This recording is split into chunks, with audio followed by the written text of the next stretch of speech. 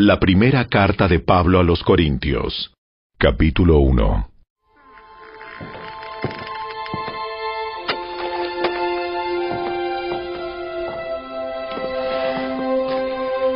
Yo, Pablo, elegido por la voluntad de Dios para ser un apóstol de Cristo Jesús, escribo esta carta junto con nuestro hermano Sóstenes.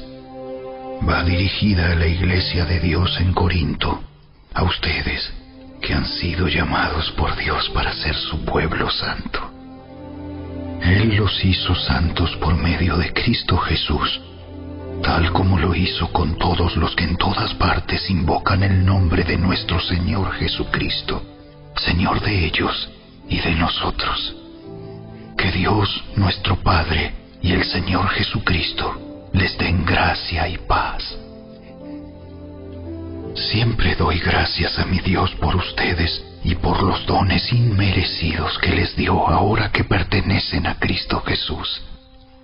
Por medio de Él, Dios ha enriquecido la iglesia de ustedes en todo sentido, con toda la elocuencia y todo el conocimiento que tienen. Eso confirma que es verdad lo que les dije acerca de Cristo. Ahora tienen todos los dones espirituales que necesitan, mientras esperan con anhelo el regreso de nuestro Señor Jesucristo. Él los mantendrá firmes hasta el final, para que estén libres de toda culpa el día que nuestro Señor Jesucristo vuelva.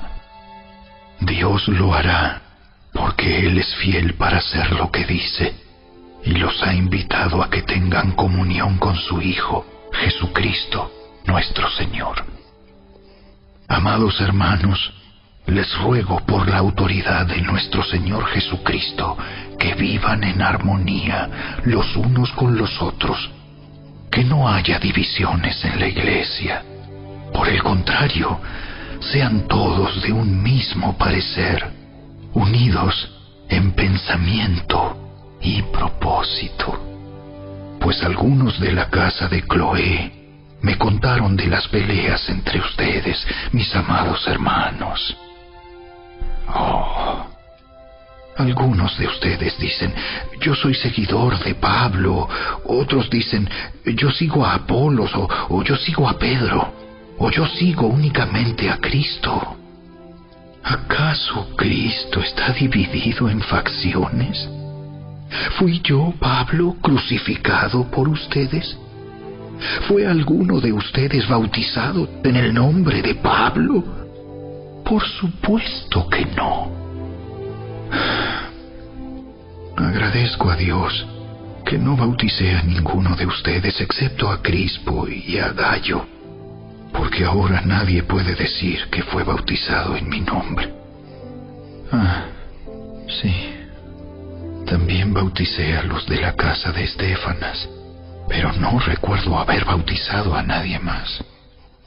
Pues Cristo no me envió a bautizar, sino a predicar la buena noticia, y no con palabras ingeniosas, por temor a que la cruz de Cristo perdiera su poder. El mensaje de la cruz es una ridiculez para los que van rumbo a la destrucción. Pero nosotros, que vamos en camino a la salvación, sabemos que es el poder mismo de Dios. Como dicen las Escrituras, destruiré la sabiduría de los sabios y desecharé la inteligencia de los inteligentes. Así que, ¿dónde deja eso a los filósofos, a los estudiosos y a los especialistas en debates de este mundo? Dios ha hecho que la sabiduría de este mundo parezca una ridiculez, ya que Dios, en su sabiduría, se aseguró de que el mundo nunca lo conociera por medio de la sabiduría humana. Usó nuestra predicación ridícula para salvar a los que creen. es ridícula para los judíos, que piden señales del cielo, y es ridícula para los griegos, que buscan la sabiduría humana. Entonces, cuando predicamos que Cristo fue crucificado, los judíos se ofenden y los gentiles dicen que son puras tonterías. Sin embargo, para los que Dios llamó a la salvación, tanto judíos como gentiles, Cristo es el poder de Dios y la sabiduría de Dios. Ese plan ridículo de Dios es más sabio que el más sabio de los planes humanos, y la debilidad de Dios es más fuerte que la mayor fuerza humana.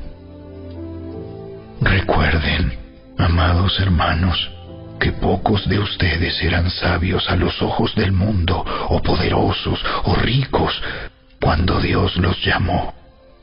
En cambio, Dios eligió lo que el mundo considera ridículo para avergonzar a los que se creen sabios, y escogió cosas que no tienen poder para avergonzar a los poderosos. Dios escogió lo despreciado por el mundo, lo que se considera como nada, y lo usó para convertir en nada lo que el mundo considera importante. Como resultado, nadie puede jamás jactarse en presencia de Dios. Dios los ha unido a ustedes con Cristo Jesús. Dios hizo que Él fuera la sabiduría misma para nuestro beneficio. Cristo nos hizo justos ante Dios, nos hizo puros y santos, y nos liberó del pecado. Por lo tanto, como dicen las Escrituras, si alguien quiere jactarse, que se jacte solamente del Señor.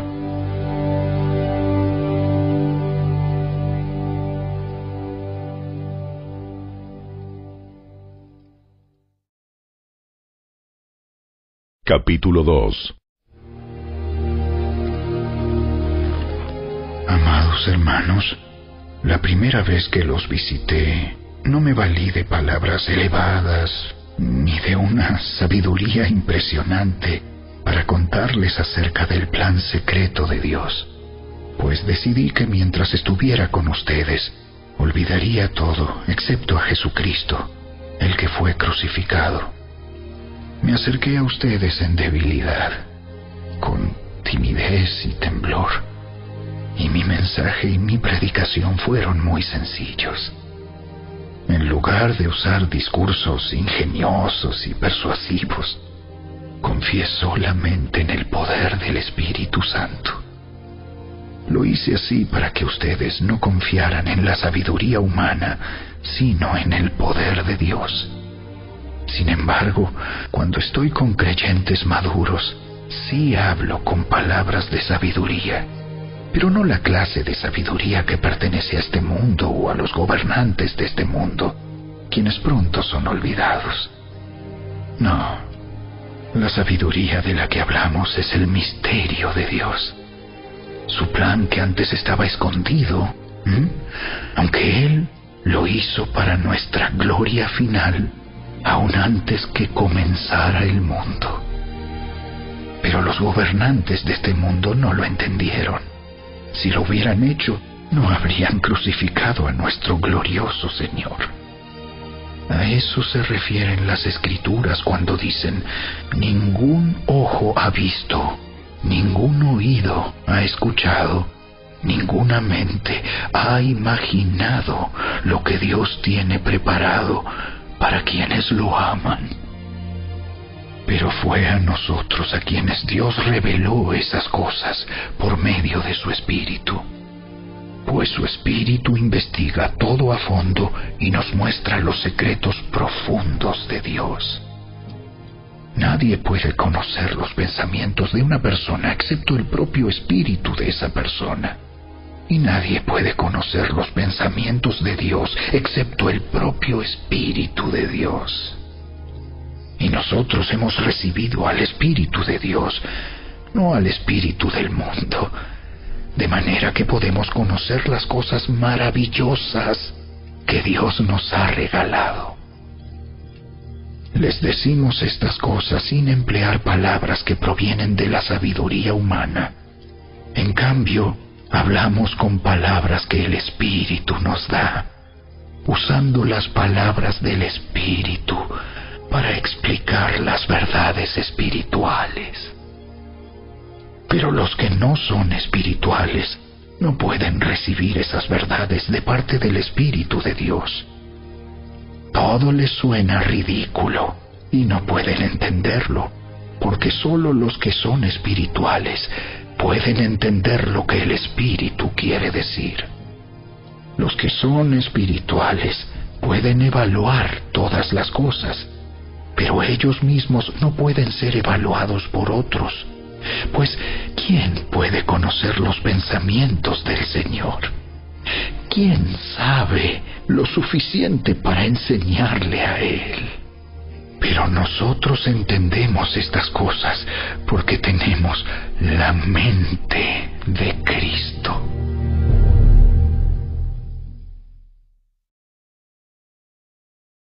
Capítulo 3.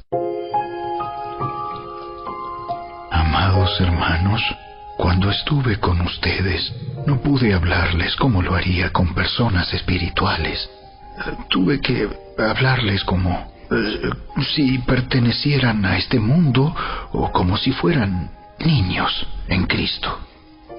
Tuve que alimentarlos con leche, no con alimento sólido, porque no estaban preparados para algo más sustancioso.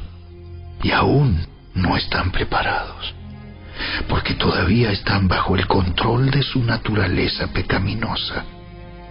Tienen celos unos de otros y se pelean entre sí. ¿Acaso eso no demuestra que los controla su naturaleza pecaminosa? ¿No viven como la gente del mundo? Cuando uno de ustedes dice, yo soy seguidor de Pablo, y otro dice, yo sigo a Apolos, ¿no actúan igual que la gente del mundo? Después de todo, ¿quién es Apolos? ¿Quién es Pablo? Nosotros solo somos siervos de Dios, mediante los cuales ustedes creyeron la buena noticia. Cada uno de nosotros hizo el trabajo que el Señor nos encargó. Yo planté la semilla en sus corazones y Apolos la regó, pero fue Dios quien la hizo crecer. No importa quién planta o quién riega. Lo importante es que Dios hace crecer la semilla. El que planta y el que riega trabajan en conjunto con el mismo propósito, y cada uno será recompensado por su propio arduo trabajo. Pues ambos somos trabajadores de Dios, y ustedes son el campo de cultivo de Dios, son el edificio de Dios. Por la gracia que Dios me dio, yo eché los cimientos como un experto en construcción. Ahora otros edifican encima, pero cualquiera que edifique sobre este fundamento tiene que tener mucho cuidado. Pues nadie puede poner un fundamento distinto del que ya tenemos, que es Jesucristo. El que edifique sobre este fundamento podrá usar una variedad de materiales: oro, plata, joyas, madera, heno o paja. Pero el día del juicio, el fuego revelará la clase de obra que cada constructor ha hecho. El fuego mostrará si la obra de alguien tiene algún valor. Si la obra permanece, ese constructor recibirá una recompensa. Pero si la obra se consume, el constructor sufrirá una gran pérdida. El constructor se salvará, pero como quien apenas se escapa atravesando un muro de llamas. ¿No se dan cuenta de que todos ustedes juntos son el templo de Dios y que el Espíritu de Dios vive en ustedes? Dios destruirá a cualquiera que destruya este templo, pues el templo de Dios es santo y ustedes son este templo. Dejen de engañarse a sí mismos. Si piensan que son sabios de acuerdo con los criterios de este mundo, necesitan volverse necios para ser verdaderamente sabios. Pues la sabiduría de este mundo es necedad para Dios. Como dicen las Escrituras, Él atrapa a los sabios en la trampa de su propia astucia. Y también el Señor conoce los pensamientos de los sabios, sabe que no valen nada. Así que no se jacten de seguir a un líder humano en particular, pues a ustedes les pertenece todo, ya sea Pablo, o Apolos, o Pedro, o el mundo, o la vida y la muerte, o el presente y el futuro. Todo les pertenece a ustedes, y ustedes pertenecen a Cristo, y Cristo pertenece a Dios.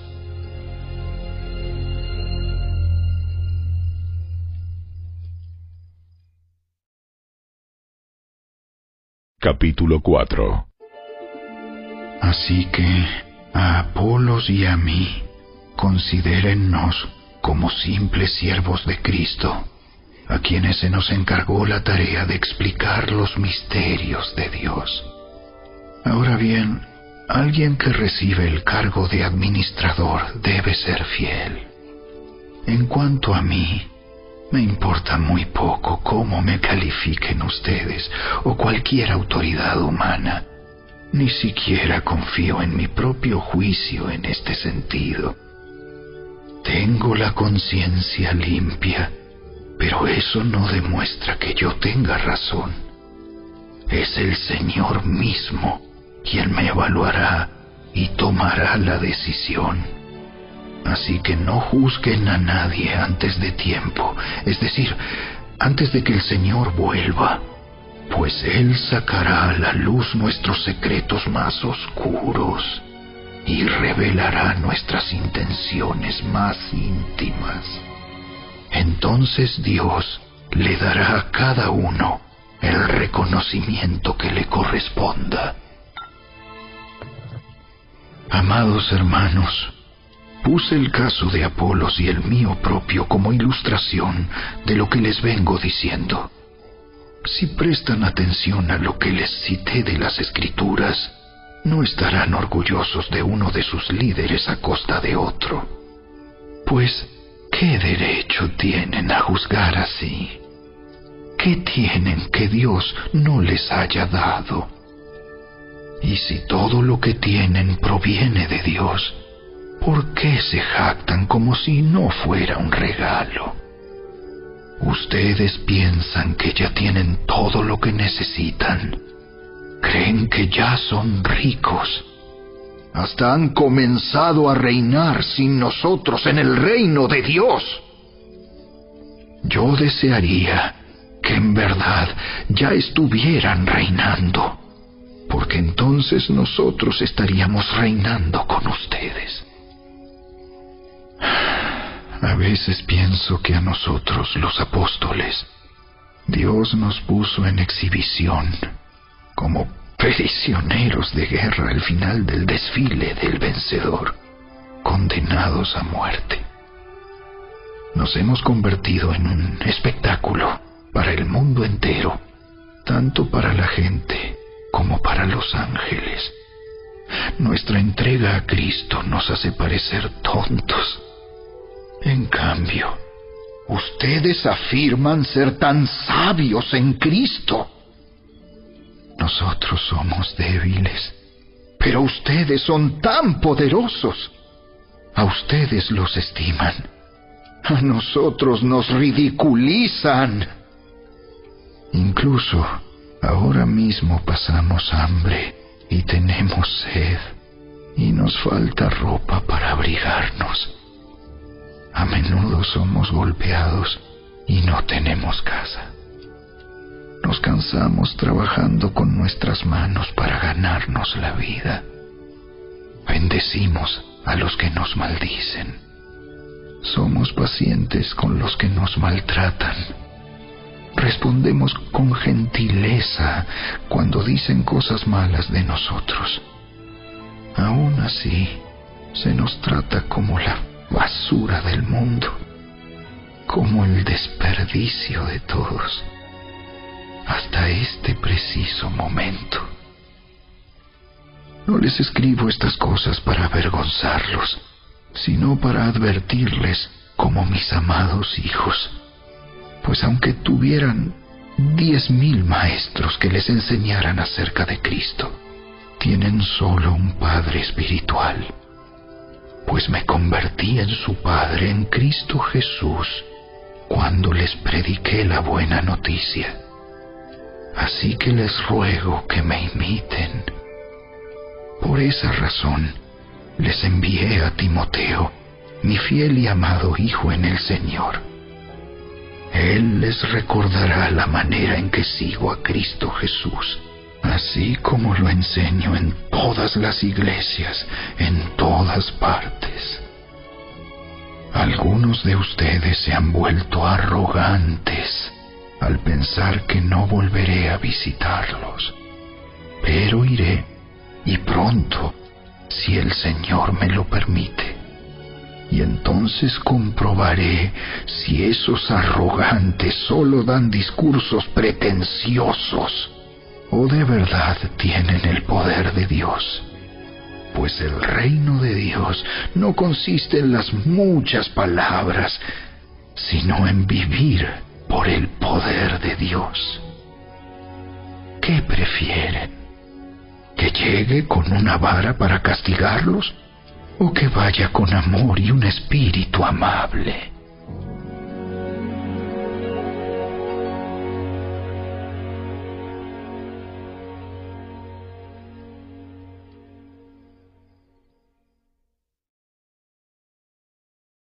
Capítulo 5.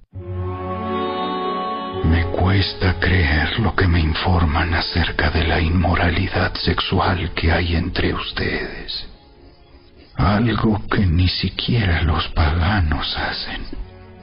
Me dicen que un hombre de su iglesia vive en pecado con su madrastra. Ustedes están muy orgullosos de sí mismos. En cambio, deberían estar llorando de dolor y vergüenza y echar a ese hombre de la congregación. Aunque no estoy con ustedes en persona, sí lo estoy en el espíritu. Y como si estuviera ahí, ya emití mi juicio sobre ese hombre. En el nombre del Señor Jesús, ustedes deben convocar a una reunión de la iglesia. Yo estaré presente en espíritu, igual que el poder de nuestro Señor Jesús. Entonces deben expulsar a ese hombre y entregárselo a Satanás, para que su naturaleza pecaminosa sea destruida y él mismo sea salvo el día que el Señor vuelva. Es terrible que se jacten sobre dicho asunto. ¿No se dan cuenta de que ese pecado es como un poco de levadura que impregna toda la masa? Desháganse de la vieja levadura, quitando a ese perverso de entre ustedes. Entonces serán como una nueva masa preparada sin levadura, que es lo que realmente son. Cristo, nuestro Cordero Pascual, ha sido sacrificado por nosotros. Por lo tanto, celebremos el festival no con el viejo pan de perversidad y maldad, sino con el nuevo pan de sinceridad y verdad. Cuando les escribí anteriormente, les dije que no se relacionaran con personas que se entregan al pecado sexual. Pero no me refería a los incrédulos que se entregan al pecado sexual, o son avaros, o estafadores, o rinden culto a ídolos. Uno tendría que salir de este mundo para evitar gente como esa.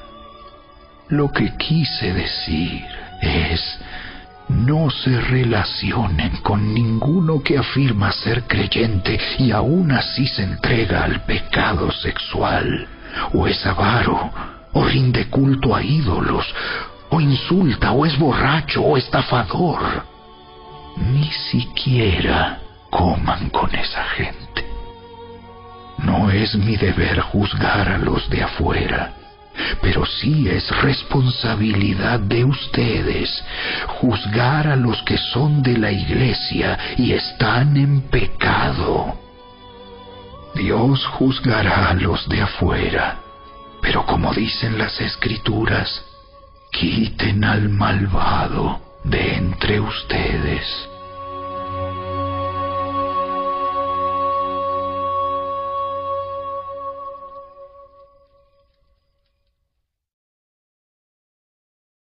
Capítulo 6. Cuando uno de ustedes tiene un conflicto con otro creyente, ¿cómo se atreve a presentar una demanda y a pedirle a un tribunal secular que decida sobre el asunto, en lugar de llevarlo ante otros creyentes? ¿No se dan cuenta de que algún día nosotros los creyentes juzgaremos al mundo? Y dado que ustedes van a juzgar al mundo, ¿no son capaces de resolver esas pequeñas cuestiones entre ustedes? ¿No se dan cuenta de que juzgaremos a los ángeles? Así que deberían ser capaces de resolver los conflictos comunes y corrientes que ocurren en esta vida. Si tienen conflictos legales acerca de tales asuntos, ¿por qué acuden a jueces que son de afuera y no son respetados por la iglesia? Digo esto para que se avergüencen. No hay nadie en toda la iglesia con suficiente sabiduría para decidir sobre esos temas. En cambio, un creyente demanda a otro, justo frente a los incrédulos. El hecho de que tengan semejantes demandas legales unos contra otros es en sí una derrota para ustedes. ¿Por qué mejor no aceptar la injusticia y dejar el asunto como está? ¿Por qué no se dejan estafar? En cambio, son ustedes mismos los que hacen lo malo y estafan aún a sus propios hermanos en Cristo.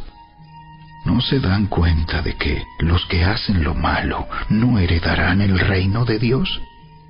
No se engañen a sí mismos. Los que se entregan al pecado sexual, o rinden culto a ídolos, o cometen adulterio, o son prostitutos, o practican la homosexualidad, o son ladrones, o avaros, o borrachos, o insultan o estafan a la gente, ninguno de esos heredará el reino de Dios. Algunos de ustedes antes eran así, pero fueron limpiados, fueron hechos santos, fueron hechos justos ante Dios al invocar el nombre del Señor Jesucristo y por el Espíritu de nuestro Dios.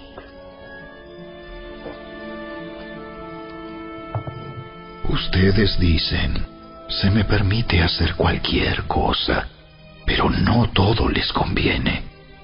Y aunque se me permite hacer cualquier cosa, no debo volverme esclavo de nada. Ustedes dicen, la comida se hizo para el estómago y el estómago para la comida. Eso es cierto, aunque un día Dios acabará con ambas cosas. Pero ustedes no pueden decir que nuestro cuerpo fue creado para la inmoralidad sexual. Fue creado para el Señor, y al Señor le importa nuestro cuerpo. Y Dios nos levantará de los muertos con su poder, tal como levantó de los muertos a nuestro Señor. ¿No se dan cuenta de que sus cuerpos en realidad son miembros de Cristo? ¿Acaso un hombre debería tomar su cuerpo, que es parte de Cristo, y unirlo a una prostituta? ¡Jamás! ¿Y no se dan cuenta de que si un hombre se une a una prostituta, se hace un solo cuerpo con ella? Pues las Escrituras dicen: los dos se convierten en uno solo. Pero la persona que se une al Señor es un solo espíritu con Él. ¡Huyan del pecado sexual! Ningún otro pecado afecta tanto el cuerpo como este, porque la inmoralidad sexual es un pecado contra el propio cuerpo. ¿No se dan cuenta de que su cuerpo es el templo del Espíritu Santo, quien vive en ustedes y les fue dado por Dios? Ustedes no se pertenecen a sí mismos, porque Dios los compró a un alto precio. Por lo tanto, honren a Dios con su cuerpo.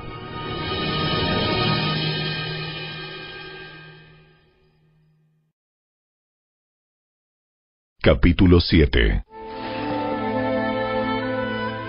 Ahora, en cuanto a las preguntas que me hicieron en su carta, es cierto que es bueno abstenerse de tener relaciones sexuales. Sin embargo, dado que hay tanta inmoralidad sexual, cada hombre debería tener su propia esposa y cada mujer su propio marido. El esposo debe satisfacer las necesidades sexuales de su esposa, y la esposa debe satisfacer las necesidades sexuales de su marido. La esposa le da la autoridad sobre su cuerpo a su marido, y el esposo le da la autoridad sobre su cuerpo a su esposa. No se priven el uno al otro de tener relaciones sexuales, a menos que los dos estén de acuerdo en abstenerse de la intimidad sexual por un tiempo limitado para entregarse más de lleno a la oración. Después deberán volverse a juntar, a fin de que Satanás no pueda tentarlos por la falta de control propio. Eso les digo a modo de concesión, no como un mandato. Sin embargo, quisiera que todos fueran solteros, igual que yo. Pero cada uno tiene su don específico de Dios, unos de una clase y otros de otra. Así que les digo a los solteros y a las viudas: es mejor quedarse sin casar, tal como yo. Pero si no pueden controlarse, entonces deberían casarse. Es mejor casarse que arder de pasión. No obstante, para los que ya están casados, tengo un mandato que no proviene de mí, sino del Señor. La esposa no debe dejar a su marido, pero si lo deja, que no se case de nuevo, o bien que se reconcilie con él. Y el marido no debe dejar a su esposa. Ahora me dirigiré al resto de ustedes, aunque no tengo un mandato directo del Señor. Si un creyente está casado con una mujer que no es creyente y ella está dispuesta a seguir viviendo con él, no debe abandonarla. Y si una creyente tiene un esposo que no es creyente y él está dispuesto a seguir viviendo con ella, no debe abandonarlo, pues la esposa creyente da santidad a su matrimonio y el esposo creyente da santidad al suyo. De otro modo, sus hijos no serían santos, pero ahora son santos. En cambio, si el esposo o la esposa que no es creyente insiste en irse, dejen que se vaya. En esos casos el cónyuge creyente ya no está ligado al otro, porque Dios los ha llamado a ustedes a vivir en paz. ¿Acaso ustedes, esposas, no se dan cuenta de que sus maridos podrían ser salvos a causa de ustedes? Y ustedes, esposos, ¿no se dan cuenta de que sus esposas podrían ser salvas a causa de ustedes? Cada uno debería seguir viviendo en la situación que el Señor lo haya puesto y permanecer tal como estaba cuando Dios lo llamó por primera vez. Esa es mi regla para todas las iglesias. Por ejemplo, un hombre que se circuncidó antes de llegar a ser creyente no debería tratar de revertir su condición. Y el hombre que no estaba circuncidado cuando llegó a ser creyente no debería circuncidarse ahora, pues no tiene importancia si un hombre ha sido o no circuncidado. Lo importante es cumplir los mandamientos de Dios. Cada uno debería permanecer tal como estaba cuando Dios lo llamó. ¿Eres un esclavo? No dejes que eso te preocupe. Sin embargo, si tienes la oportunidad de ser libre, aprovéchala. Y recuerda, si eras un esclavo cuando el Señor te llamó, ahora eres libre en el Señor. Y si eras libre cuando el Señor te llamó, ahora eres un esclavo de Cristo. Dios pagó un alto precio por ustedes, así que no se dejen esclavizar por el mundo. Amados hermanos, cada uno debería permanecer tal como estaba cuando Dios lo llamó por primera vez. Ahora, con respecto a la pregunta acerca de las jóvenes que todavía no se han casado, para ellas no tengo ningún mandato del Señor. Pero el Señor, en su misericordia, me ha dado sabiduría digna de confianza que les transmitiré a ustedes. Debido a la crisis actual, pienso que es mejor que cada uno se quede como está. Si tienes esposa, no procures terminar tu matrimonio. Si no tienes esposa, no busques casarte. Pero si te casas, no es pecado. Y si una joven se casa, tampoco es pecado. Sin embargo, los que se casen en este tiempo tendrán problemas, y estoy tratando de evitárselos. Déjenme decirles lo siguiente, amados hermanos. El tiempo que queda es muy breve, así que de ahora en adelante, los que estén casados no deberían concentrarse únicamente en su matrimonio. Los que lloran, o los que se alegran, o los que compran cosas, no deberían ser absorbidos por sus lágrimas, ni su alegría, ni sus posesiones. Los que usan las cosas del mundo no deberían apegarse a ellas, pues este mundo, tal como lo conocemos, pronto desaparecerá. Quisiera que estén libres de las preocupaciones de esta vida. Un soltero puede invertir su tiempo en hacer la obra del Señor y en pensar cómo agradarlo a Él. Pero el casado tiene que pensar en sus responsabilidades terrenales y en cómo agradar a su esposa.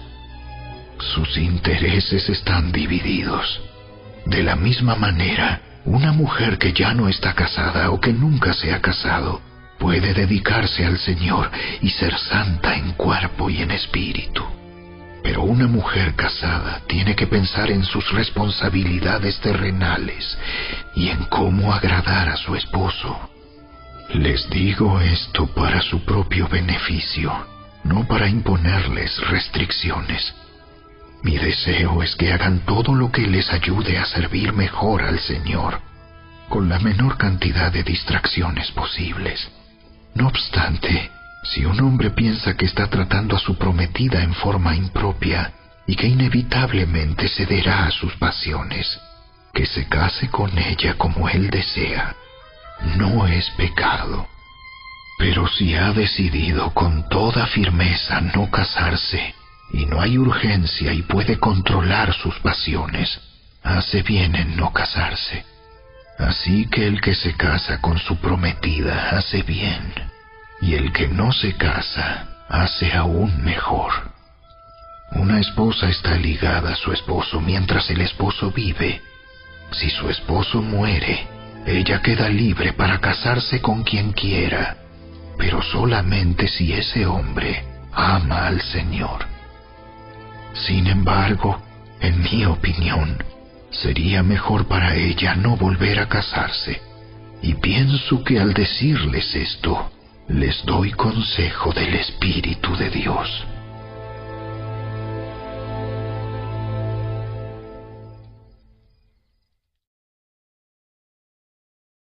Capítulo 8. Ahora, con respecto a la pregunta acerca de la comida que ha sido ofrecida a ídolos, es cierto, sabemos que todos tenemos conocimiento sobre este tema. Sin embargo, mientras que el conocimiento nos hace sentir importantes, es el amor lo que fortalece a la Iglesia. El que afirma que lo sabe todo, en realidad, no es que sepa mucho. Pero la persona que ama a Dios es a quien Dios reconoce. Entonces, ¿qué acerca de comer carne ofrecida a ídolos? Pues sabemos que un ídolo no es en verdad un Dios, y que hay solo un Dios. Puede que existan esos llamados dioses, tanto en el cielo como en la tierra, y algunas personas de hecho rinden culto a muchos dioses y a muchos señores. Pero para nosotros hay un Dios, el Padre, por quien todas las cosas fueron creadas y para quien vivimos. Y hay un Señor, Jesucristo, por medio de quien todas las cosas fueron creadas y por medio de quien vivimos. Sin embargo, no todos los creyentes saben esto. Algunos están acostumbrados a pensar que los ídolos son reales. Entonces, cuando comen un alimento que fue ofrecido a ídolos, lo consideran adoración a dioses verdaderos y violan su débil conciencia. Es cierto que no podemos obtener la aprobación de Dios por lo que comemos. No perdemos nada si no lo comemos, y no ganamos nada si lo comemos. Pero ustedes deben tener cuidado de que su libertad no haga tropezar a los que tienen una conciencia más débil. Pues si otros te ven con tu conocimiento superior comiendo en el templo de un ídolo, ¿acaso no se sentirán alentados a violar su conciencia al comer un alimento que se ofreció a un ídolo? Así que a causa de tu conocimiento superior, se destruirá un creyente débil por quien Cristo murió. Cuando ustedes pecan contra otros creyentes al alentarlos a hacer algo que para ellos está mal, pecan contra Cristo. Por lo tanto, si lo que como hace que otro creyente peque, nunca más comeré carne mientras viva, porque no quiero hacer que otro creyente tropiece.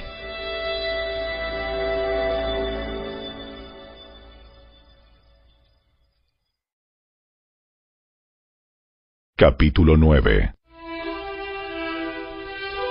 ¿Acaso no soy tan libre como cualquier otro? ¿No soy apóstol? ¿No he visto a Jesús nuestro Señor con mis propios ojos? ¿No es gracias a mi trabajo que ustedes pertenecen al Señor? Aunque otros piensen que no soy apóstol, ciertamente para ustedes lo soy. Ustedes mismos son la prueba de que soy apóstol del Señor. Esta es mi respuesta a los que cuestionan mi autoridad. ¿Acaso no tenemos derecho de hospedarnos con ustedes y compartir sus comidas? ¿No tenemos derecho a llevar con nosotros a una esposa creyente como lo hacen los demás apóstoles y los hermanos del Señor y como lo hace Pedro? ¿O Bernabé y yo somos los únicos que tenemos que trabajar para sostenernos? ¿Qué soldado tiene que pagar sus propios gastos? ¿Qué agricultor planta un viñedo y no tiene derecho a comer de su fruto? ¿A qué pastor que cuida de su rebaño de ovejas no se le permite beber un poco de la leche? ¿Expreso meramente una opinión humana? ¿O dice la ley lo mismo? Porque la ley de Moisés dice: no le pongas bozal al buey para impedirle que coma mientras trilla el grano. ¿Acaso pensaba Dios únicamente en bueyes cuando dijo eso? ¿No nos hablaba a nosotros en realidad? Claro que sí. Se escribió para nosotros, a fin de que tanto el que ara como el que trilla el grano puedan esperar una porción de la cosecha. Ya que hemos plantado la semilla espiritual entre ustedes, ¿no tenemos derecho a cosechar el alimento y la bebida material? Si ustedes sostienen a otros que les predican, ¿no deberíamos tener nosotros aún mayor derecho a que nos sostengan? Pero nunca nos hemos valido de ese derecho. Preferiríamos soportar cualquier cosa antes que ser un obstáculo a la buena noticia acerca de Cristo. ¿No se dan cuenta de que los que trabajan en el templo obtienen sus alimentos de las ofrendas que se llevan al templo? Y los que sirven en el altar reciben una porción de lo que se ofrece como sacrificio. Del mismo modo, el Señor ordenó que los que predican la buena noticia sean sostenidos por los que reciben el beneficio del mensaje. Sin embargo, yo jamás me he valido de ninguno de esos derechos. Y no escribo esto para sugerir que es mi deseo comenzar a hacerlo ahora. De hecho, preferiría morir antes que perder mi derecho a jactarme de predicar sin cobrar. Sin embargo, predicar la buena noticia no es algo de lo que pueda jactarme. Estoy obligado por Dios a hacerlo. ¡Qué terrible sería para mí si no predicara la buena noticia! Si lo hiciera por mi propia iniciativa, merecería que me paguen, pero no tengo opción, porque Dios me ha encomendado este deber sagrado. ¿Cuál es entonces mi paga? Es la oportunidad de predicar la buena noticia sin cobrarle a nadie.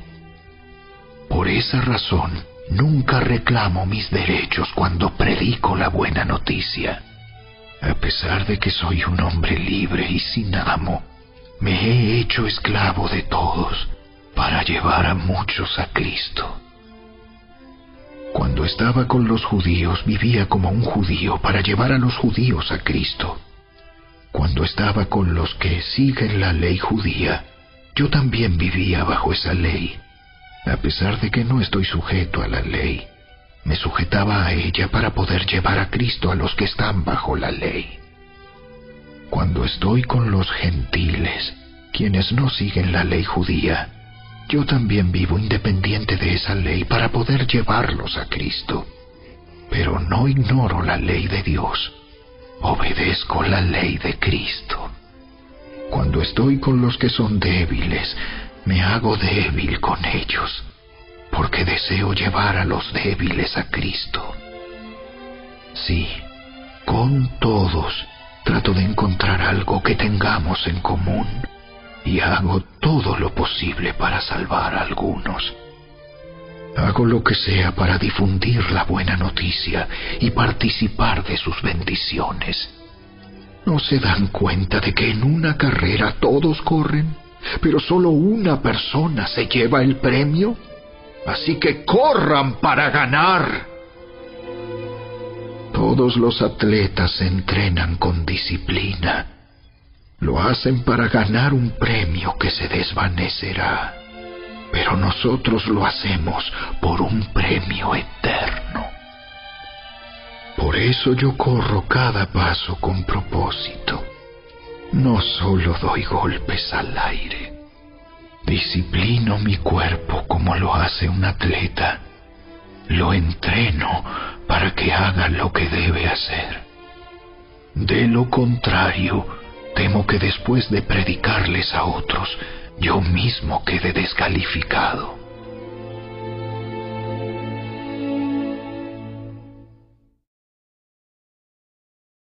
Capítulo 10. Amados hermanos, no quiero que se olviden de lo que les sucedió a nuestros antepasados hace mucho tiempo en el desierto. Todos fueron guiados por una nube que iba delante de ellos, y todos caminaron a través del mar sobre tierra seca. Todos ellos fueron bautizados en la nube y en el mar como seguidores de Moisés. Todos comieron el mismo alimento espiritual, y todos bebieron la misma agua espiritual, pues bebieron de la roca espiritual que viajaba con ellos, y esa roca era Cristo. Sin embargo, Dios no se agradó con la mayoría de ellos, y sus cuerpos fueron dispersados por el desierto. Esas cosas sucedieron como una advertencia para nosotros, a fin de que no codiciemos lo malo como hicieron ellos, ni rindamos culto a ídolos como hicieron algunos de ellos. Como dicen las Escrituras, el pueblo celebró con abundante comida y bebida, y se entregó a diversiones paganas. Y no debemos cometer inmoralidad sexual como hicieron algunos de ellos, lo cual causó la muerte de 23,000 personas en un solo día. Tampoco deberíamos poner a prueba a Cristo, como hicieron algunos de ellos, y luego murieron mordidos por serpientes. Y no murmuren como lo hicieron algunos de ellos, y luego el ángel de la muerte los destruyó. Esas cosas les sucedieron a ellos como ejemplo para nosotros. Se pusieron por escrito para que nos sirvieran de advertencia a los que vivimos en el fin de los tiempos. Si ustedes piensan que están firmes, tengan cuidado de no caer. Las tentaciones que enfrentan en su vida no son distintas de las que otros atraviesan. Y Dios es fiel. No permitirá que la tentación sea mayor de lo que puedan soportar. Cuando sean tentados, Él les mostrará una salida para que puedan resistir. Por lo tanto, mis queridos amigos, huyan de la adoración a los ídolos. Ustedes son personas razonables. Juzguen por sí mismos si lo que digo es cierto. Cuando bendecimos la copa en la mesa del Señor, ¿no participamos en la sangre de Cristo?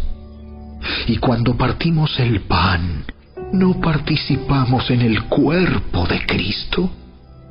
Aunque somos muchos, todos comemos de un mismo pan, con lo cual demostramos que somos un solo cuerpo. Piensen en el pueblo de Israel. ¿No estaban unidos al comer de los sacrificios del altar? ¿Qué es lo que trato de decir? ¿Que la comida ofrecida a ídolos tiene alguna importancia o que los ídolos son dioses verdaderos? No, de ninguna manera. Lo que digo es que esos sacrificios se ofrecen a los demonios, no a Dios. Y no quiero que ustedes tengan parte con los demonios. Ustedes no pueden beber de la copa del Señor y también de la copa de los demonios. No pueden comer de la mesa del Señor y también de la mesa de los demonios. ¿Qué? ¿Acaso nos atreveremos a despertar los celos del Señor? ¿Piensan que somos más fuertes que Él? Ustedes dicen, se me permite hacer cualquier cosa, pero no todo les conviene.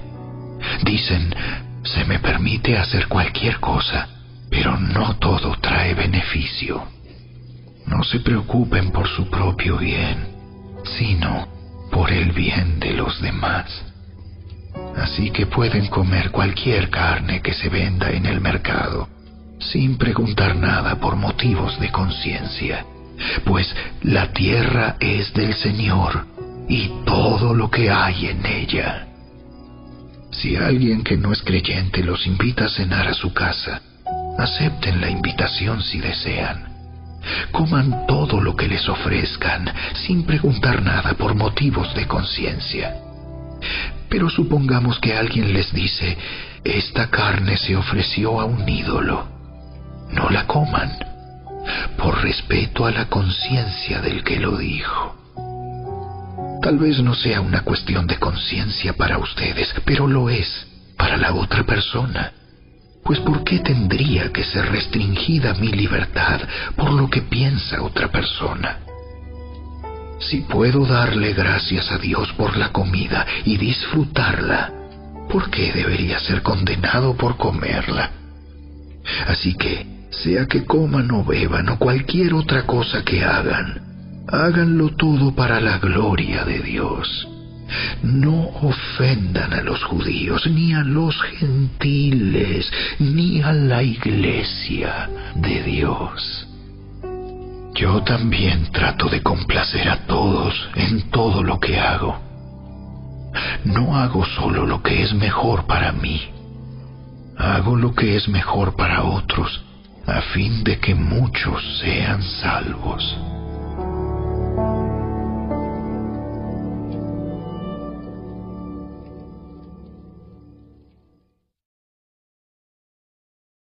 Capítulo 11. Y ustedes deberían imitarme a mí, así como yo imito a Cristo. Cuánto me alegro de que ustedes siempre me tienen en sus pensamientos y de que siguen las enseñanzas que les transmití. Pero hay algo que quiero que sepan. La cabeza de todo hombre es Cristo. La cabeza de la mujer es el hombre y la cabeza de Cristo es Dios. El hombre deshonra su cabeza si se cubre la cabeza mientras ora o profetiza. En cambio, la mujer deshonra su cabeza si ora o profetiza sin cubrirse la cabeza, porque es como si se la rapara.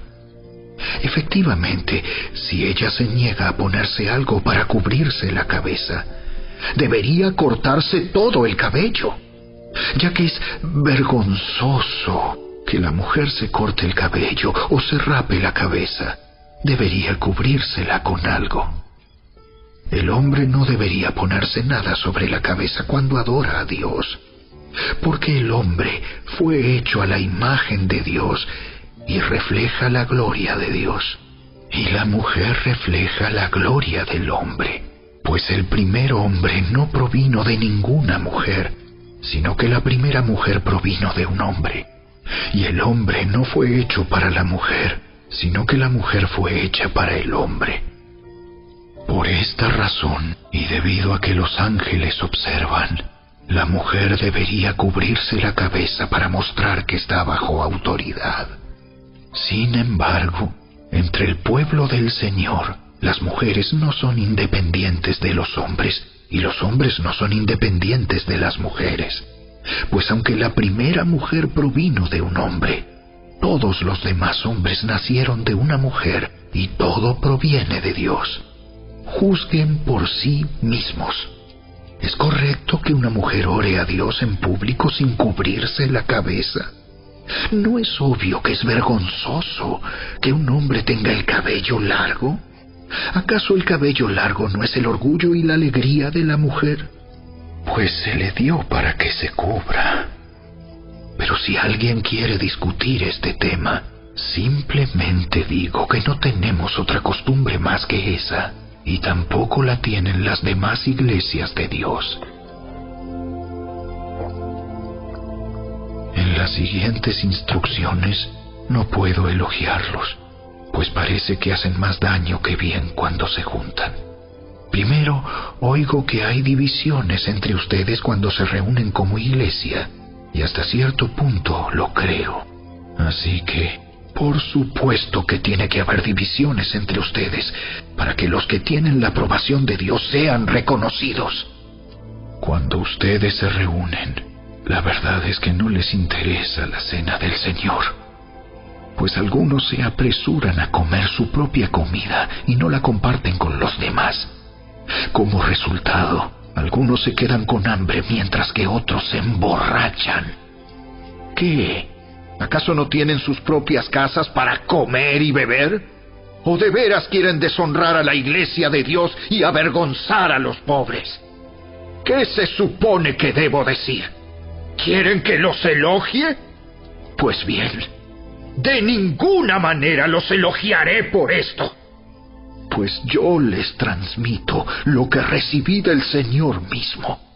La noche en que fue traicionado, el Señor Jesús tomó pan y dio gracias a Dios por ese pan. Luego lo partió en trozos y dijo: Esto es mi cuerpo, el cual es entregado por ustedes. Hagan esto en memoria de mí. De la misma manera, tomó en sus manos la copa de vino después de la cena y dijo: Esta copa es el nuevo pacto entre Dios y su pueblo, un acuerdo confirmado con mi sangre. Hagan esto en memoria de mí todas las veces que la beban, pues cada vez que coman este pan y beban de esta copa, anuncian la muerte del Señor hasta que Él vuelva. Por lo tanto, cualquiera que coma este pan o beba de esta copa del Señor en forma indigna es culpable de pecar contra el cuerpo y la sangre del Señor. Por esta razón, cada uno debería examinarse a sí mismo antes de comer el pan y beber de la copa. Pues si alguno come el pan y bebe de la copa sin honrar el cuerpo de Cristo, come y bebe el juicio de Dios sobre sí mismo. Esa es la razón por la que muchos de ustedes son débiles y están enfermos, y algunos incluso han muerto. Si nos examináramos a nosotros mismos, Dios no nos juzgaría de esa manera. Sin embargo, cuando el Señor nos juzga, nos está disciplinando para que no seamos condenados junto con el mundo. Así que, mis amados hermanos, cuando se reúnan para la cena del Señor, espérense unos a otros. Si de veras tienen hambre, cada uno coma en su casa, a fin de no traer juicio sobre ustedes mismos cuando se reúnan. Les daré instrucciones sobre los demás asuntos después de mi llegada.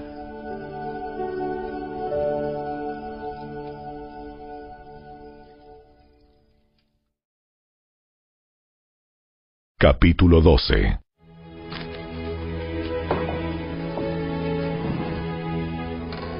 Ahora, amados hermanos, con respecto a la pregunta acerca de las capacidades especiales que el Espíritu nos da, no quiero que lo malentiendan. Ustedes saben que cuando todavía eran paganos, fueron llevados por mal camino y arrastrados a rendir culto a ídolos mudos. Por lo tanto, quiero que sepan que nadie que habla por el Espíritu de Dios maldice a Jesús. Y nadie puede decir que Jesús es el Señor, excepto por el Espíritu Santo. Hay distintas clases de dones espirituales, pero el mismo Espíritu es la fuente de todos ellos. Hay distintas formas de servir, pero todos servimos al mismo Señor. Dios trabaja de maneras diferentes, pero es el mismo Dios quien hace la obra en todos nosotros. A cada uno de nosotros se nos da un don espiritual para que nos ayudemos mutuamente. A uno el Espíritu le da la capacidad de dar consejos sabios, A otro, el mismo Espíritu le da un mensaje de conocimiento especial.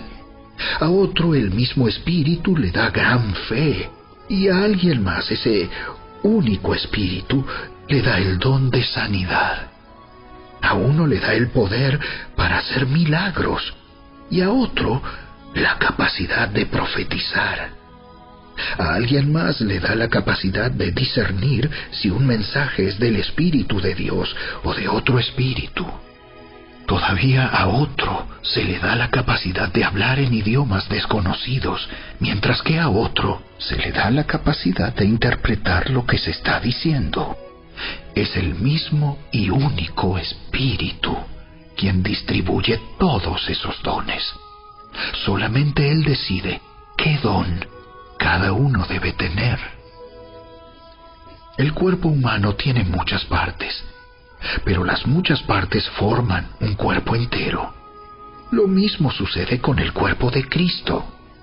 Entre nosotros hay algunos que son judíos y otros que son gentiles, algunos son esclavos y otros son libres, pero todos fuimos bautizados en un solo cuerpo por un mismo Espíritu, y todos compartimos el mismo Espíritu. Así es. El cuerpo consta de muchas partes diferentes, no de una sola parte. Si el pie dijera, no formo parte del cuerpo porque no soy mano, no por eso dejaría de ser parte del cuerpo. Y si la oreja dijera, no formo parte del cuerpo porque no soy ojo, ¿dejaría por eso de ser parte del cuerpo? Si todo el cuerpo fuera ojo, ¿cómo podríamos oír? O si todo el cuerpo fuera oreja, ¿cómo podríamos oler? Pero nuestro cuerpo tiene muchas partes, y Dios ha puesto cada parte justo donde Él quiere. Qué extraño sería el cuerpo si tuviera solo una parte.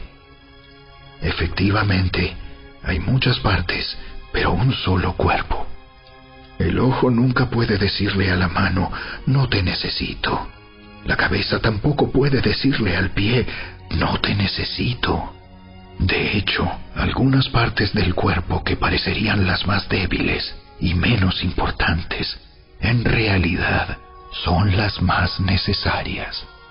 Y las partes que consideramos menos honorables son las que vestimos con más esmero.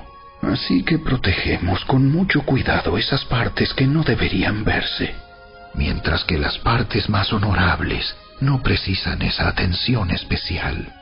Por eso Dios ha formado el cuerpo de tal manera que se les dé más honor y cuidado a esas partes que tienen menos dignidad. Esto hace que haya armonía entre los miembros, a fin de que los miembros se preocupen los unos por los otros. Si una parte sufre, las demás partes sufren con ella. Y si a una parte se le da honra, todas las partes se alegran.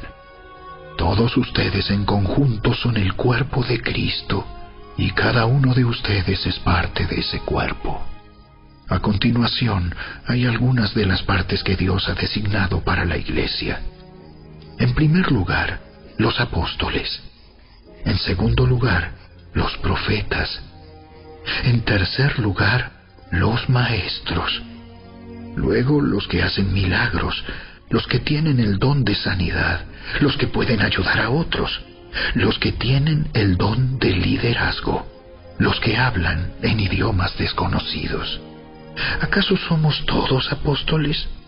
¿Somos todos profetas? ¿Somos todos maestros? ¿Tenemos todos el poder de hacer milagros? ¿Tenemos todos el don de sanidad? ¿Tenemos todos la capacidad de hablar en idiomas desconocidos? ¿Tenemos todos la capacidad de interpretar idiomas desconocidos? Por supuesto que no.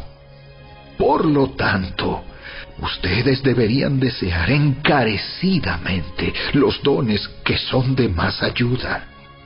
Pero ahora déjenme mostrarles una manera de vida que supera a todas las demás.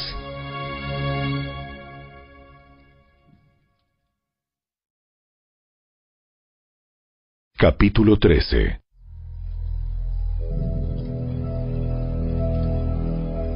Si pudiera hablar todos los idiomas del mundo y de los ángeles, pero no amar a los demás, yo solo sería un metal ruidoso o un címbalo que resuena.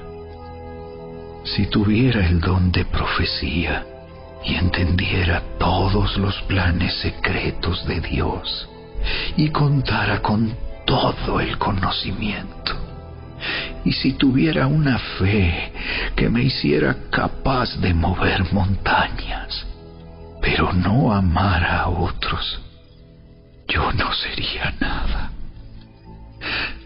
Si diera todo lo que tengo a los pobres y hasta sacrificara mi cuerpo, podría jactarme de eso. Pero si no amara a los demás, no habría logrado nada. El amor es paciente y bondadoso. El amor no es celoso, ni fanfarrón, ni orgulloso, ni ofensivo. No exige que las cosas se hagan a su manera. No se irrita ni lleva un registro de las ofensas recibidas. No se alegra de la injusticia, sino que se alegra cuando la verdad triunfa. El amor nunca se da por vencido. Jamás pierde la fe. Siempre tiene esperanzas y se mantiene firme en toda circunstancia. La profecía, el hablar en idiomas desconocidos y el conocimiento especial se volverán inútiles, pero el amor durará para siempre. Ahora, nuestro conocimiento es parcial e incompleto, y aún el don de profecía revela solo una parte de todo el panorama. Sin embargo, cuando llegue el tiempo de la perfección, esas cosas parciales se volverán inútiles. Cuando yo era niño, hablaba, pensaba y razonaba como un niño. Pero cuando crecí, dejé atrás las cosas de niño. Ahora vemos todo de manera imperfecta, como reflejos desconcertantes. Pero luego veremos todo con perfecta claridad. Todo lo que ahora conozco es parcial e incompleto, pero luego conoceré todo por completo. Tal como Dios ya me conoce a mí completamente. 3 cosas durarán para siempre: la fe, la esperanza y el amor. Y la mayor de las 3 es el amor.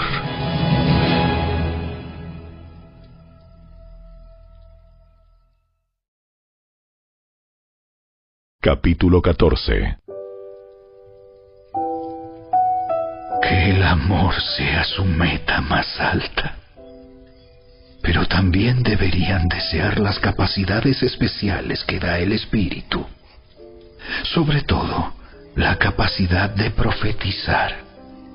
Pues si alguien tiene la capacidad de hablar en lenguas, le hablará solamente a Dios, dado que la gente no podrá entenderle. Hablará por el poder del Espíritu, pero todo será un misterio. En cambio, el que profetiza fortalece a otros, los anima y los consuela. La persona que habla en lenguas se fortalece a sí misma, pero el que dice una palabra de profecía fortalece a toda la iglesia. Yo desearía que todos pudieran hablar en lenguas, pero más aún me gustaría que todos pudieran profetizar, pues la profecía es superior que hablar en lenguas, a menos que alguien interprete lo que se dice, para que toda la iglesia se fortalezca. Amados hermanos, si yo fuera a visitarlos y les hablara en un idioma desconocido, ¿de qué les serviría a ustedes? En cambio, si les llevo una revelación, o un conocimiento especial, o una profecía, o una enseñanza, eso sí les sería de ayuda. Aún los instrumentos inanimados como la flauta y el arpa tienen que emitir sonidos nítidos, o nadie reconocerá la melodía. Si el toque de trompeta no es entendible, ¿cómo sabrán los soldados que se les llama a la batalla?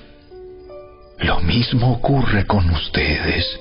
Si hablan a la gente con palabras que no entienden, ¿cómo podrían saber lo que ustedes dicen? Sería igual que hablarle al viento. Hay muchos idiomas diferentes en el mundo y cada uno tiene significado.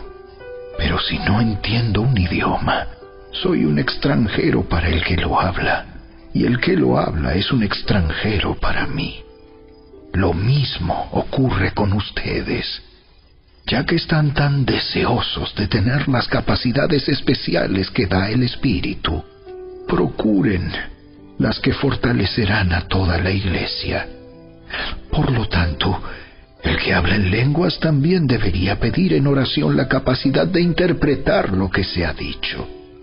Pues si oro en lenguas, mi espíritu ora, pero yo no entiendo lo que digo. ¿Qué debo hacer entonces? Oraré en el espíritu y también oraré con palabras que entiendo. Cantaré en el espíritu y también cantaré con palabras que entiendo.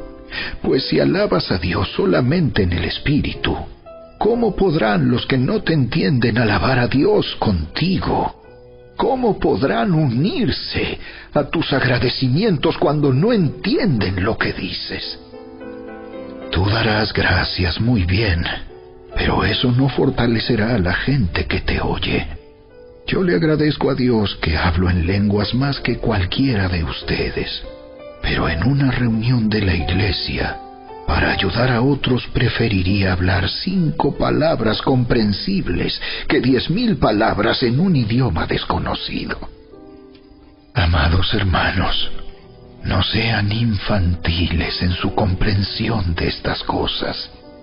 Sean inocentes como bebés en cuanto a la maldad, pero maduros en la comprensión de asuntos como estos.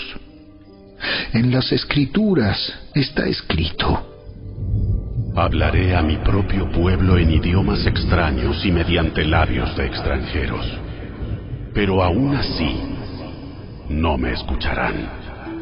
Así que, como ven, el hablar en lenguas es una señal no para los creyentes, sino para los incrédulos.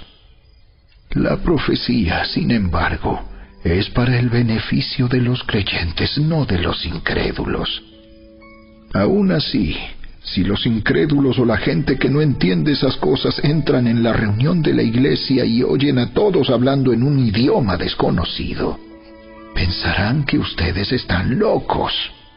Pero si todos ustedes están profetizando y los incrédulos o la gente que no entiende esas cosas entran en la reunión, serán convencidos de pecado y juzgados por lo que ustedes dicen.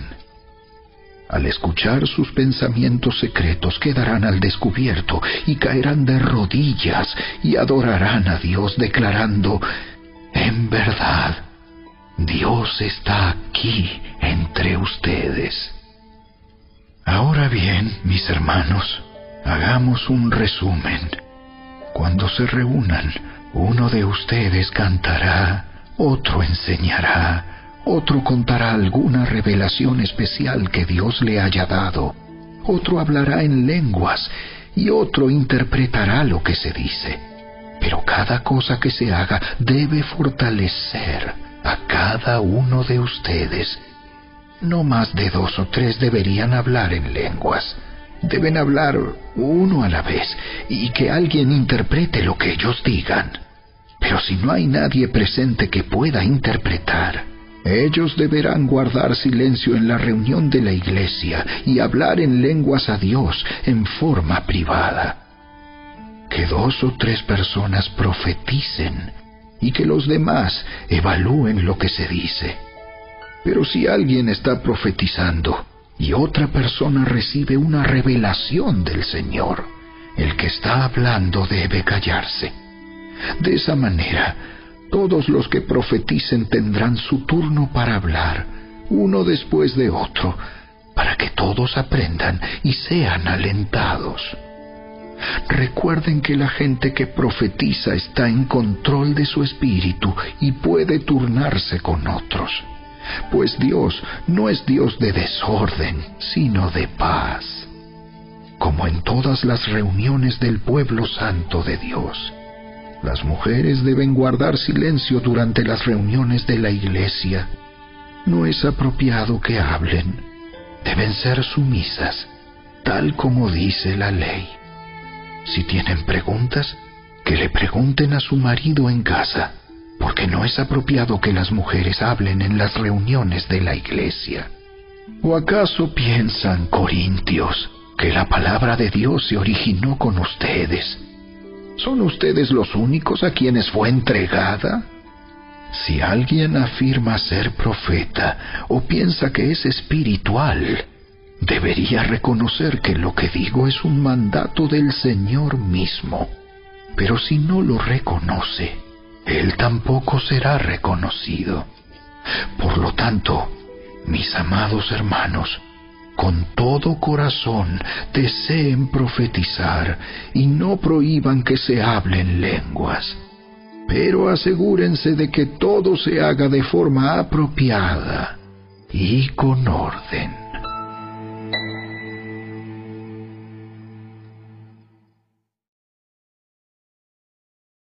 Capítulo 15. Ahora, amados hermanos, permítanme recordarles la buena noticia que ya les prediqué. En ese entonces la recibieron con gusto y todavía permanecen firmes en ella. Esa es la buena noticia que los salva si ustedes siguen creyendo el mensaje que les prediqué, a menos que hayan creído algo que desde un principio nunca fue cierto. Yo les transmití a ustedes lo más importante y lo que se me había transmitido a mí también. Cristo murió por nuestros pecados, tal como dicen las Escrituras. Fue enterrado y al tercer día fue levantado de los muertos, tal como dicen las Escrituras. Lo vio Pedro y luego lo vieron los 12. Más tarde lo vieron más de 500 de sus seguidores a la vez, la mayoría de los cuales todavía viven, aunque algunos ya han muerto. Luego lo vio Santiago, y después lo vieron todos los apóstoles. Por último, como si hubiera nacido en un tiempo que no me correspondía, también lo vi yo, pues soy el más insignificante de todos los apóstoles. De hecho, ni siquiera soy digno de ser llamado apóstol, después de haber perseguido a la iglesia de Dios como lo hice. Sin embargo, lo que ahora soy, todo se debe a que Dios derramó su favor especial sobre mí, y no sin resultados, pues he trabajado mucho más que cualquiera que los otros apóstoles. Pero no fui yo, sino Dios quien obraba a través de mí por su gracia. Así que no importa si predico yo o predican ellos, porque todos predicamos el mismo mensaje que ustedes ya han creído. Pero díganme lo siguiente: dado que nosotros predicamos que Cristo se levantó de los muertos, ¿por qué algunos de ustedes dicen que no habrá resurrección de los muertos? Pues si no hay resurrección de los muertos, entonces Cristo tampoco ha resucitado. Y si Cristo no ha resucitado, entonces toda nuestra predicación es inútil, y la fe de ustedes también es inútil.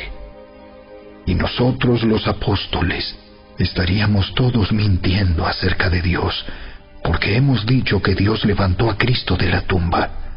Así que eso no puede ser cierto si no hay resurrección de los muertos. Y si no hay resurrección de los muertos, entonces Cristo no ha resucitado.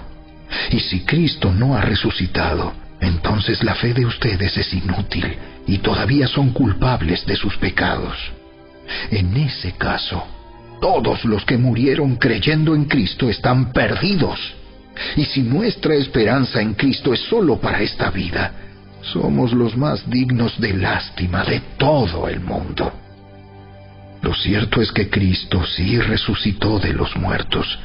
Él es el primer fruto de una gran cosecha, el primero de todos los que murieron.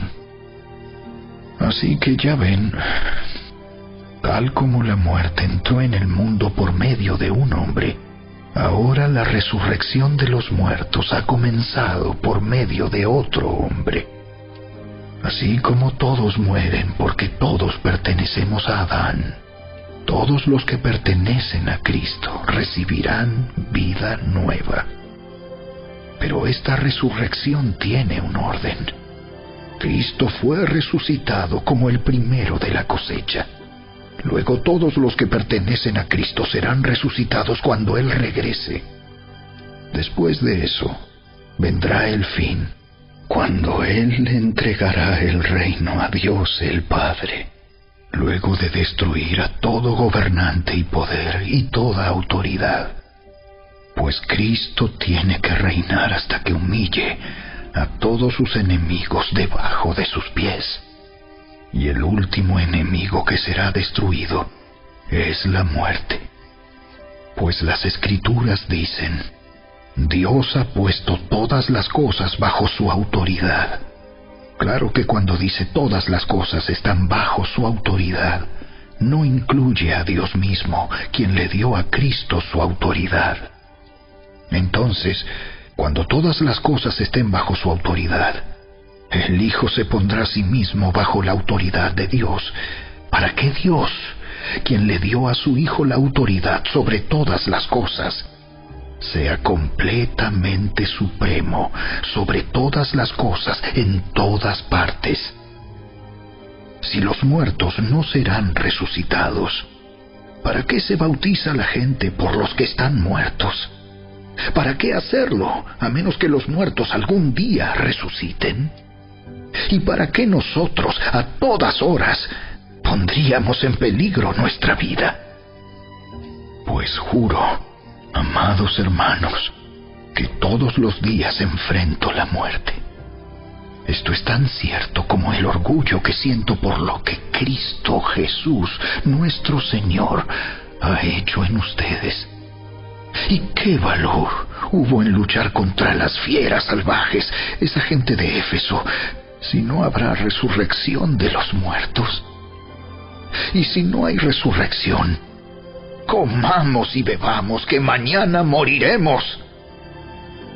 No se dejen engañar por los que dicen semejantes cosas, porque las malas compañías corrompen el buen carácter. Piensen bien sobre lo que es correcto y dejen de pecar, pues para su vergüenza les digo que algunos de ustedes no conocen a Dios en absoluto.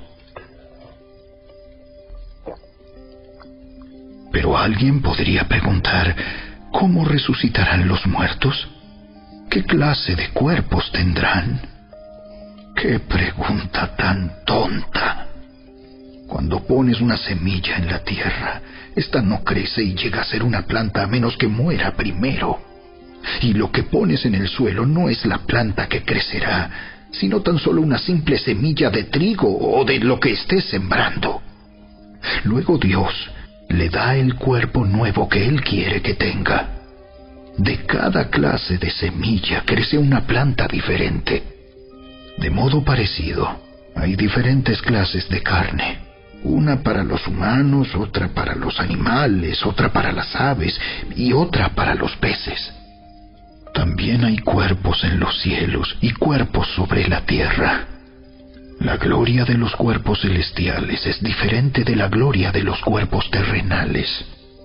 El sol tiene una clase de gloria, mientras que la luna tiene otra, y las estrellas tienen otra. y hasta las estrellas se diferencian unas de otras por la gloria de cada una. Lo mismo sucede con la resurrección de los muertos. Cuando morimos, nuestros cuerpos terrenales son plantados en la tierra, pero serán resucitados para que vivan por siempre. Nuestros cuerpos son enterrados en deshonra, pero serán resucitados en gloria. Son enterrados en debilidad, pero serán resucitados en fuerza. Son enterrados como cuerpos humanos naturales, pero serán resucitados como cuerpos espirituales, pues así como hay cuerpos naturales, también hay cuerpos espirituales. Las Escrituras nos dicen: el primer hombre, Adán, se convirtió en un ser viviente, pero el último Adán, es decir, Cristo, es un espíritu que da vida. Lo que primero viene es el cuerpo natural y más tarde viene el cuerpo espiritual. Adán, el primer hombre, fue formado del polvo de la tierra, mientras que Cristo, el segundo hombre, vino del cielo. Los que son terrenales son como el hombre terrenal, y los que son celestiales son como el hombre celestial. Al igual que ahora somos como el hombre terrenal, algún día seremos como el hombre celestial. Lo que les digo, amados hermanos, es que nuestros cuerpos físicos no pueden heredar el reino de Dios. Estos cuerpos que mueren no pueden heredar lo que durará para siempre. Pero permítanme revelarles un secreto maravilloso. No todos moriremos, pero todos seremos transformados. Sucederá en un instante, en un abrir y cerrar de ojos, cuando se toque la trompeta final. Pues cuando suene la trompeta, los que hayan muerto resucitarán para vivir por siempre. Y nosotros, los que estemos vivos, también seremos transformados, pues nuestros cuerpos mortales tienen que ser transformados en cuerpos que nunca morirán. Nuestros cuerpos mortales deben ser transformados en cuerpos inmortales. Entonces, cuando nuestros cuerpos mortales hayan sido transformados en cuerpos que nunca morirán, se cumplirá la siguiente escritura: la muerte es devorada en victoria. ¡Oh, muerte! ¿Dónde está tu victoria?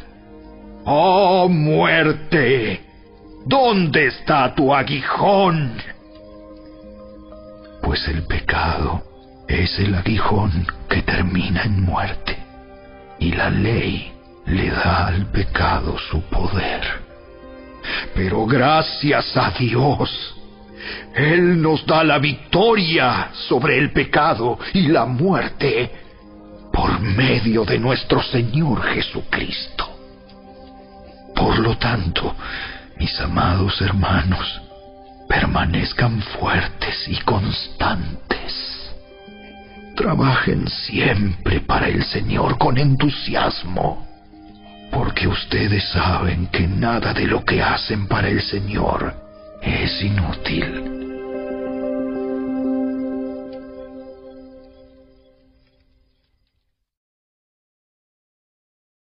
Capítulo 16. Ahora bien, consideremos la pregunta acerca del dinero que se está juntando para el pueblo de Dios en Jerusalén. Deberían seguir el mismo procedimiento que les di a las iglesias de Galacia. El primer día de cada semana, cada uno debería separar una parte del dinero que ha ganado. No esperen hasta que yo llegue para luego tratar de reunirlo todo de golpe. Cuando yo vaya, escribiré cartas de recomendación para los mensajeros que ustedes escojan como encargados de entregar su ofrenda en Jerusalén. Y si parece oportuno que yo también vaya, ellos pueden viajar conmigo. Los visitaré después de haber ido a Macedonia, pues estoy pensando pasar por Macedonia. Tal vez me quede un tiempo con ustedes, quizá todo el invierno, y después podrán enviarme a mi próximo destino. Esta vez no quiero hacerles una visita corta nada más y luego seguir mi viaje.